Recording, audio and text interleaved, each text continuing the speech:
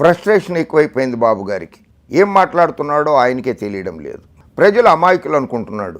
అసత్యాలతో ప్రజల్ని నమ్మిద్దాం అనుకుంటున్నాడు. అసలు ఒక్క అబద్ధమా, వందల కొద్దీ, వేల కొద్దీ, లక్షల కొద్దీ అబద్ధాలు ఆడుతూనే ఉన్నాడు.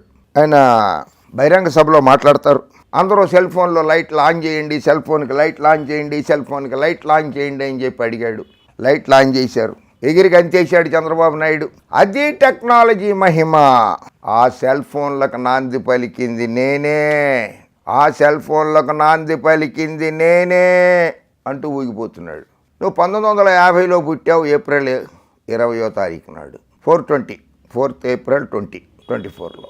1947 డిసెంబర్లో డగ్లాస్ హెచ్ రింగ్ అనే అతను, డబ్ల్యూ రే యంగ్ అనే అతను, బెల్ కంపెనీలో పనిచేసేటువంటి వాళ్ళు సెల్ ఫోన్కి ఆద్యులు. సెల్ ఫోన్ మొదలుపెట్టిన వాళ్ళు, కనుగొన్న వాళ్ళు 1947లో. నువ్వు పుట్టకముందు చంద్రబాబు నాయుడు సెల్ ఫోన్కి ఆద్యుడిని నేనే, మొదటోడిని నేనే అని చెప్పుకుంటావు.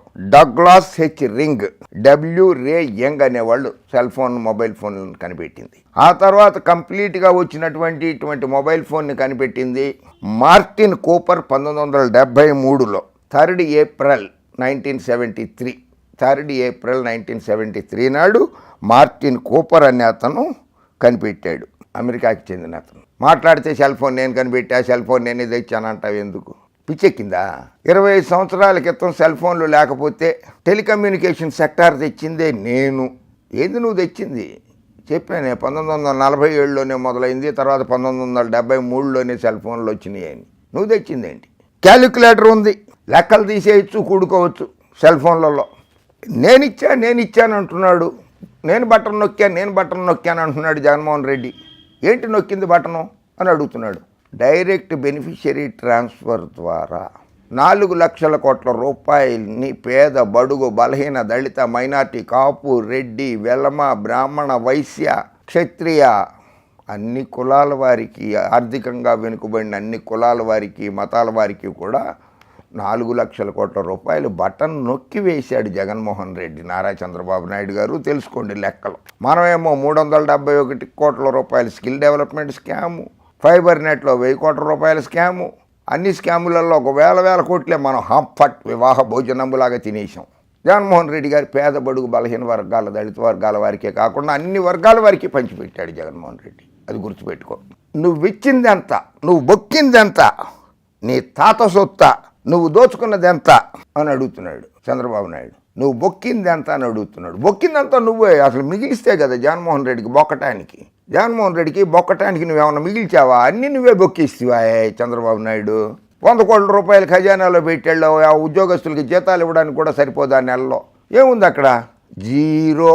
బొక్కటానికి ఏముంది? జగన్మోహన్ రెడ్డికి బొక్కటానికి ఏం లేకుండా నువ్వే తుడిచిపెట్టుకుని నువ్వు, నీ కొడుకు, నీ బినామీలు అందరూ తినేశారు కదా. ఏం లేదు పాపం జగన్మోహన్ రెడ్డికి బొక్కడానికి. పెట్రోల్, డీజిల్ రేట్లు పెరిగాయా లేదా? ఇది మోడీ గారిని అడుగు. నువ్వు పార్టీ పొత్తు పెట్టుకున్నావు భారతీయ జనతా పార్టీతోటి. ఆయన ఫైనాన్స్ మినిస్టర్, ఆర్థిక శాఖ మంత్రి నిర్మలా సీతారామన్ గారు, భారతీయ జనతా పార్టీ అధ్యక్షుడు జేపీ నడ్డా గారు, ఆంధ్రప్రదేశ్ భారతీయ జనతా పార్టీ అధ్యక్షురాలు పురంధరేశ్వరి గారు, అదే మీ మరదల గారు, వదిన గారు, అమిత్ షా గారిని, వాళ్ళని అడుగు. పెట్రోల్ రేట్లు, డీజిల్ రేట్లు ఎందుకు పెంచారని. జగన్మోహన్ రెడ్డి పెంచడం. అది కేంద్ర ప్రభుత్వ అధీనంలో ఉంటాయి పెట్రోల్ రేట్లు, డీజిల్ రేట్లు పెంచేది. ముఖ్యమంత్రిగా చేశావు 14 ఏళ్ళు, ఎందుకయ్యా అబద్ధాలు? ఇసుక పెరిగిందా లేదా? ఇసుక లారీ ఏర్పేడు. నీ చిత్తూరు జిల్లా, నీ సొంత జిల్లా చిత్తూరు జిల్లాలో నువ్వు ముఖ్యమంత్రిగా ఉండగా ఇసుక లారీ, అక్రమ ఇసుక లారీని పట్టుకుంటే ఆ గ్రామస్తులు, ఏర్పేడు గ్రామస్తులు ఆ అక్రమంగా తీసుకెళ్తున్న లారీతో తొక్కించి 7గురిని చంపేశావు నువ్వు. నీ ప్రభుత్వంలో చనిపోయారు వాళ్ళు. ఇసుక అక్రమ దందా చేసింది నువ్వు. మద్యం రేట్లు పెరిగాయే లేదా? ఈ మద్యం మాత్రం వదిలిపెట్టడం లేదు ఈ చంద్రబాబు నాయుడు గారు. ఆయన అధికారంలో నుంచి దిగడానికి 2 నెలల ముందు మొదలెట్టాడు.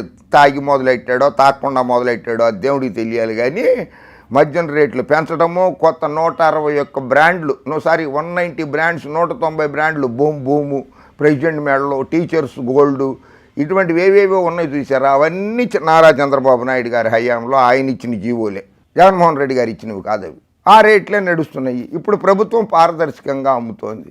మద్యం తాగి బానిసలు అవుతున్నారు కనుక కొంతమంది వాళ్ళని కంట్రోల్ చేయడం కోసం కొద్దిగా రేట్లు పెంచి ఉండవచ్చు. అంత మాత్రాన ప్రభుత్వమే అమ్ముతోంది కనుక పారదర్శకంగానే అమ్ముతోంది, ప్రభుత్వానికి ఏం నష్టం రాలేదు. నీకేమైనా నష్టం వచ్చిందేమో, ఎందుకంటే నీకు ముడుపులు రాలేదు కదా మద్యం కంపెనీల నుంచి, అందుకే నీకు నష్టం వచ్చి ఉంటుంది. సిమెంట్ పెరిగిందా లేదా? సిమెంట్ పెంచడానికి కారణం ఎవరు? కేంద్ర ప్రభుత్వం, జగన్మోహన్ రెడ్డి గారి ప్రభుత్వం కాదే. నీకు తెలుసు, అన్నీ తెలిసి కూడా ఊరికి అభాండాలు వేయటము, అసత్యాలు చెప్పటం. ఓహో, జగనన్న మీ రక్తాన్ని తాగుతున్నాడు. ఎంత అబద్ధం. ఆ ఆంధ్రప్రదేశ్ ప్రజల దగ్గర 5 ఏళ్ళు రక్తం ఉంచావా నువ్వు? అసలు ఆంధ్రప్రదేశ్ ప్రజల దగ్గర రక్తం ఉంచలేదే నువ్వు. ఆంధ్రప్రదేశ్ ప్రజల రక్తం 2014 నుంచి 2019 వరకు 5 సంవత్సరాలు తాగేసావు నువ్వే. జగన్మోహన్ రెడ్డికి ఏది తాగడానికి? ఇట్లా గిచ్చితే రక్తం కూడా రావట్లా ఆంధ్రప్రదేశ్ ప్రజలకి. ఆయన ముఖ్యమంత్రి అయినప్పుడు సంక్షేమ పథకాలు అమలు చేసి వాళ్ళకి కూడు గూడు గుడ్డ నీడ అన్నీ ఇచ్చి ఇప్పుడు ఉంచాడు. మళ్ళీ 24 వచ్చేసింది, ఎన్నికలు వచ్చేసాయి. మళ్ళీ జనం మీద పడిపోయి జగన్మోహన్ రెడ్డి వాళ్ళని కాస్త బలవంతులుగా చేశాడుగా. మళ్ళీ ఓట్లేసి ఓట్లు వేయించుకుని అధికారంలోకి వచ్చేసి ప్రజల రక్తం తాగుదాం అనుకుంటున్నావు. అందుకనే నా రక్తం మరిగిపోతుందని ఊగిపోతూ ఉంటావు. ఇది ఇష్టపడ్డావు కదా, అలవాటు పడిపోయావు ప్రజల రక్తం తాగడానికి. అందుకని అలవాటు పడిపోయి రక్తం మరిగిపోతుంది. చల్లబడాలంటే మళ్ళీ ప్రజల రక్తం తాగాలా?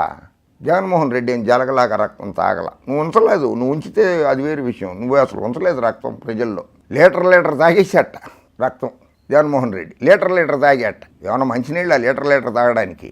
13 లక్షల కోట్లు అప్పు తెచ్చాడు. అడరే, ఎందుకే అబద్ధాలు ఆడతావని అన్నీ అసత్యాలేనే. నోరు తెరిస్తే అసత్యాలు చెప్తావు ఎందుకు చంద్రబాబు? అడుగు నిర్మలా సీతారామన్, నువ్వు పొత్తు పెట్టుకున్నావు కదా, అడుగు ఆంధ్రప్రదేశ్ అప్పు ఎంత అని చెప్పి అడుగు. 10 లక్షల కోట్లు 13 లక్షల కోట్ల దేశం మొత్తంలో ఏ రాష్ట్రం అప్పు చేయలేదు, ఉత్తరప్రదేశ్తో సహా. ఉత్తరప్రదేశ్తో సహా ఏ రాష్ట్రం కూడా చేయలేదు. జగన్ కడతాడా? సాక్షి కడుతుందా? ఎవరో కట్టరు. నువ్వు చేసిన అప్పులు, నువ్వు 2 లక్షల కోట్ల రూపాయలు అప్పు చేసి ముఖ్యమంత్రిగా దిగిపోయావు. అవన్నీ ఎవడు కట్టాడు? జగన్మోహన్ రెడ్డి కట్టాడు. నువ్వు ముఖ్యమంత్రిగా చేసిన అప్పులన్నీ కూడా జగన్మోహన్ రెడ్డి కట్టాడు. సాక్షి కట్టలా. నువ్వు మోసే చంద్రజ్యోతి కట్టిందా? ఆనాడు కట్టిందా? 5 నాయుడు కట్టాడా? వంశీ మహావృక్షం కట్టాడా? జగన్మోహన్ రెడ్డి కట్టాడు నువ్వు చేసిన అప్పులన్నిటి. ఈరోజు కూడా కడుతూనే ఉన్నాడు. ఇంకా కొన్ని వడ్డీలు కూడా కడుతున్నాడు నువ్వు చేసిన అప్పులకి. అరే, అమ్మ ఒడి ఎంత, నాన్న బుడ్డి ఎంత? ఏంటి ఆ భాష? ఏంటి అమ్మ ఒడికి? ఎంత ముద్దుగా ఉన్నది ఆ పేరు అమ్మ ఒడి అనేది. నాన్న బుడ్డి అన్నావా, ముడ్డి అన్నావా? ఏం భాష అది? నాన్న బుడ్డి ఎంత అలవాటు చేసిందే నువ్వు. ఎన్నికల్లో మద్యము, ఓటుకు నోటు అన్నీ అలవాటు చేసింది నువ్వు చంద్రబాబు నాయుడు. పెన్షన్లు నేనే ఇచ్చా. నువ్వు ఇచ్చింది పెన్షన్లు? ఏంటి ఇచ్చింది పెన్షన్లు? అన్నీ అసత్యాలు. పెన్షన్లు నువ్వు కాదు, ఎప్పుడో కాంగ్రెస్ పార్టీ 1952 అధికారంలోకి వచ్చిన రోజు నుంచి కూడా పెన్షన్లు ఇస్తూనే ఉన్నది. ఆ సాంప్రదాయాన్ని ప్రవేశపెట్టింది భారతదేశంలో కాంగ్రెస్ పార్టీనే. ఆ సాంప్రదాయాన్ని భారతదేశంలో ఉన్న అన్ని రాజకీయ పార్టీలు, Bharatiya Janata Party, DMK, Anna DMK, Janata Dal S, Janata Dal U, Telugu Desam, TRS Telangana Rashtra Samithi, Bharat Rashtra Samithi, Shiv Sena, Aam Aadmi Party, Trinamool Congress, Nationalist Congress Party, అన్ని పార్టీలు కూడా పెన్షన్ స్కీమ్ని అమలు చేస్తున్నాయి. నువ్వు కాదు ఇచ్చింది. అసలు పెన్షన్ కనిపెట్టింది నేనే అంటావేమో అనుకున్నా. ఇంకా నయం అనలేదు అది. ఓకే, తప్పు. అసత్యాలు మాట్లాడకు, అసత్యాలు ప్రచారం చేయొద్దు. Wish you happy birthday. 4th month 2024 20 వస్తుందేమో. Wish you happy birthday Chandrababu Naidu గారు. ఓకే, మళ్ళీ కలుద్దాం. జై హింద్.